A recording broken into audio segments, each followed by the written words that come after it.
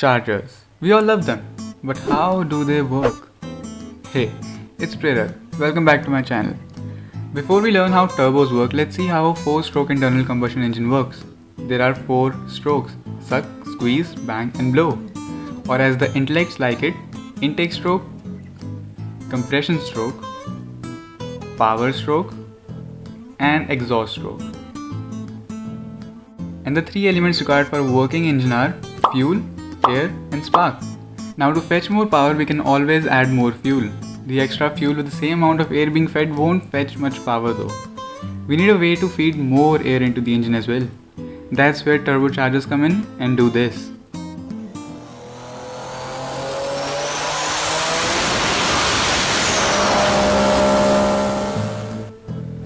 Forcing air into the engine is known as forced induction. So how does a turbocharger work? Well, it has an impeller which sucks in air through the air filter. This impeller is connected to a turbine through a rod. That turbine is spun by the exhaust gases of your engine.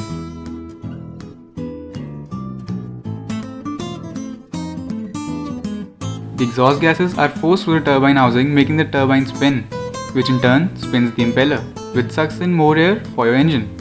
Pretty simple, isn't it? So let me add to this. The air sucked in by the turbo is highly compressed and hot because it just got compressed. So the compression helps. It's more oxygen in less volume. Amazing, but it's hot. This air can have a higher content of oxygen if it were cold. So to cool it down, there is an intercooler in place before this air is pushed into your engine. After passing through the intercooler, the air is even more dense with higher oxygen content, which will ultimately fetch more power. Great. A bunch of oxygen is coming to your engine.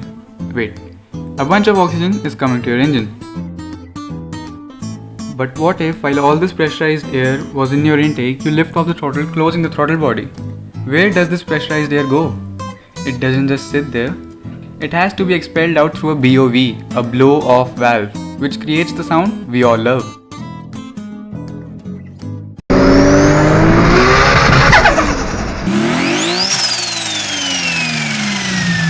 Even the kids love it.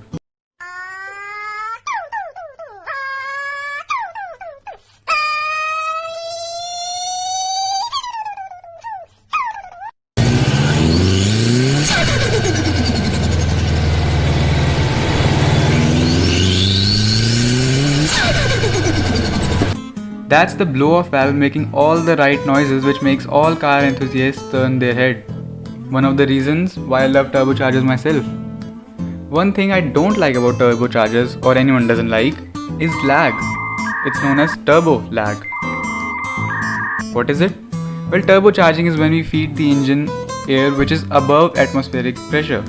To get above atmospheric pressure, the impeller needs to spin fast enough, and for that to happen, the turbine needs to spin fast enough, and exhaust gases need to overcome the inertia of the turbine and impeller both, and that takes time.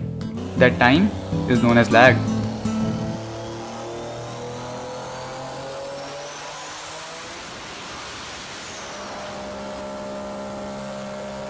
Engineers have found a clever way around it though, which I will cover in a different video.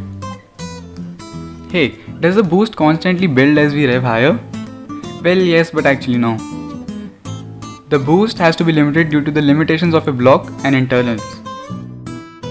So when the desired boost is achieved, let's say 20 psi, the exhaust gases are not going to spin the turbine any faster. Those exhaust gases are now waste, as our desired boost is achieved. So a gate in the exhaust side of the turbo is open to let these waste gases go out, cleverly named as Wastegate. Also, there is a thing known as turbo normalizing. This is when turbos are used to overcome the loss in oxygen saturation due to natural reasons, like at higher altitudes. Engines of airplanes use turbos to overcome this loss, and that's known as turbo normalizing. This was the purpose why turbo was invented in the first place by this guy, Alfred Bucchi, a Swiss engineer.